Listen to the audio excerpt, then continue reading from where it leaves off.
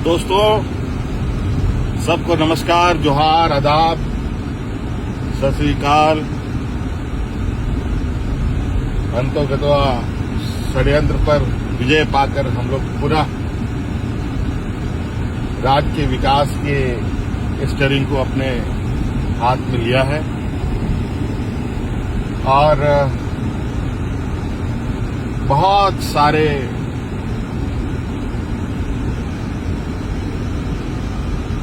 सोच है इस राज्य के प्रति हमारी। यहाँ के आदिवासी, यहाँ के दलित, यहाँ के पिछड़े, यहाँ के अल्पसंख्यक, यहाँ के गरीब, यहाँ के जंगल जमीन। साथियों, झारखंड बहुत ही अपने आप में देश में एक अलग राज्य है।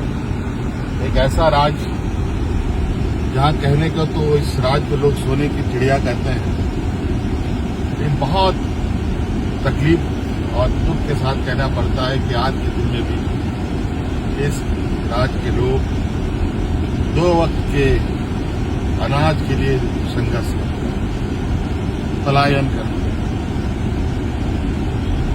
ना जाने इतने वर्षों से इस राज्य के प्रति चाहे किसी की भी सरकार रही हो, मेरे अनुभव में बहुत संवेदनशीलताएं जो इस राज्य के प्रति सरकारों की होनी चाहिए थी, वो नहीं रही। 2019 में आपने हमें राज्य को दिशा देने का जिम्मा सौंपा। सरकार बनने के बाद कोरोना जैसा महामारी आया, आपने देखा पूरा देश दुनिया लॉकडाउन के चपेट में आ गया। ऐसे स्थिति में पूरा देश का हालत क्या था वो आप सबको मालूम है। हमारे राज्य की भी क्या स्थिति थी आप सबको मालूम है। सीमित संसाधन, स्वास्थ्य का घोर अभाव, डॉक्टर, दवाओं की घोर कमी के बावजूद हमने बहुत संवेदनशीलता के साथ कोरोना काल को पार किया। हमारे इस जंग में 2 मंत्री शहीद हो गए और वो सिर्फ इसलिए कि राज्य की जनता की सेवा ये कोरोना काल में भी घर से निकल के कर रहे हैं। उसके बाद कई राजनीतिक अवरोध सरकार के सामने आते रहे। सरकार को गिराना, विधायकों को खरीद फरोख्त करना, झूठे मुकदमे में फंसाना, एक अजीब सी राजनीति वर्तमान समय में स्थापित हुई पड़ी। इसका शिकार मैं भी हुआ और इसके वजह से मुझे 5 महीनों तक जेल में रहना पड़ा। लेकिन आप लोगों ने जो आशीर्वाद और ताकत मुझे 2019 के चुनाव में दिया था, उस ताकत के बदौलत हमारी सरकार को खरोच भी आने हमने नहीं दिया। मैं जेल चला गया। आदरणीय चंपाई सोरेन जी को हमने अपनी जगह सौंपकर मैं कोटवार जेल में चला गया और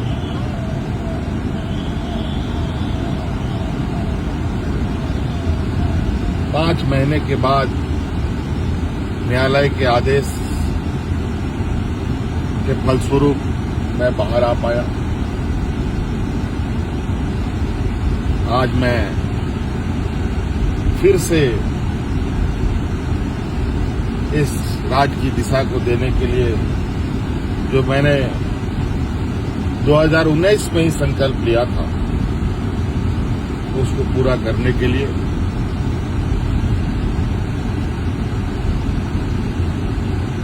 आपके सामने आया।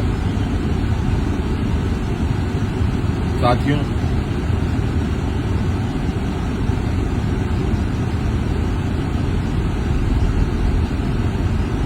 पांच साल कई चुनौतियों के साथ हम लोगों ने पार किया, कई जंग लड़े, जंग जीते भी, चाहे वो कोरोना का जंग हो कि चाहे वो राजनीतिक अवरोध हो, चाहे वो राजनीतिक साजिश हो हमारे विपक्ष के द्वारा, उन सब पर विजय पाते हुए आज हम लोग आपके इस लोकप्रिय सरकार को आपके दरवाजे तक पहुंचाने के लिए संकल्पित रहे हैं। बहुत सारी चुनौती इस राज्य में है, बहुत सारी विषयों पर काम करने की आवश्यकता है, चाहे वो किसानों के लिए हो, ग्रामीण क्षेत्रों के लिए हो, हमारे आने वाले नौनिहालों के स्कूलों के विषय की बात हो, चाहे हमारे पढ़े लिखे नौजवानों को रोजगार को लेकर बात हो, चाहे राज्य में स्वास्थ्य व्यवस्था को लेकर, चाहे वो राज्य में आधारभूत संरचनाओं को, सभी क्षेत्रों में काम करने की आवश्यकता है। आप देख रहे हैं वर्तमान केंद्र सरकार की नीतियों की वजह से किस तरीके से रोजगार दिन ब दिन घट रहे हैं, छोटे मझोले उद्योग बंद होते जा रहे हैं, बड़े पैमाने पर उद्योग जो छोटे मझोले हैं वो देश छोड़ के बाहर निकल रहे हैं, दूसरे देशों में अपना रोजगार कर रहे हैं और हमारे यहाँ के नौजवान भटकने के लिए तैयार हैं, मजबूर हैं। साथियों, राज्य का सर्वांगीण विकास के लिए बहुत सारे विषयों की आवश्यकता, बहुत सारे विषयों पर काम करना होता है और निश्चित रूप से हमारे इस कार्यकाल में आपको इस बात का जरूर एहसास होगा कि वर्तमान सरकार की सोच और उद्देश्य क्या है और किस रास्ते ये सरकार आगे बढ़ेगी। निश्चित रूप से हमारा वादा झारखंड के मूलवासी आदिवासियों के प्रति है, हमारी प्राथमिकता हमारे मूलवासी आदिवासी, और हम हर हाल में उनके लिए और हर वर्ग के लिए काम अब तेजी से करेंगे और जो आपका अधिकार है, आपका हक है, आपके दरवाजे तक पहुंचाएंगे। झारखंड के लोग काफी स्वाभिमानी होते हैं, ये वीरों का राज्य भी है और हर कोने हर चौराहे में आप हमारे वीर वीरांगनाओं के आप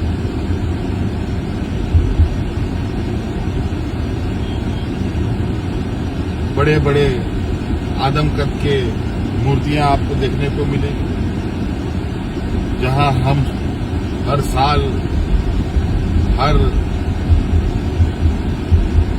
सुख दुख के विषय में उनके चरणों में जाकर के उनको नमन कर शुरुआत करते हैं। पुनः आज मैं अपने वीर सपूतों को नमन कर इस बाकी की लड़ाई को, बाकी की चुनौती को पार करने के लिए फिर से मैं तैयार हुआ हूं।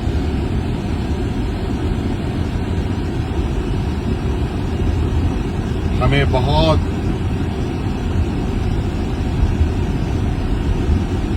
बड़े पैमाने में इस राज्य में काम करने की आवश्यकता है, जिसमें आप सभी लोगों का सहयोग, आशीर्वाद बगैर ये संभव नहीं है। आप लोगों ने मेरे जेल में रहते हुए भी लोकसभा में जिस तरीके से हमें प्यार दिया है, सम्मान दिया है, मैं इसका आभार प्रकट करता हूं और ये ऋण मैं कभी उतार भी नहीं सकता। लेकिन मैं आपको विश्वास दिलाता हूं कि निश्चित रूप से आपके सोच, आपके भावना के अनुरूप अपने दायित्व का निर्वहन करते हुए अपनी जिम्मेवारी पर खरा उतरूं। बहुत बहुत धन्यवाद।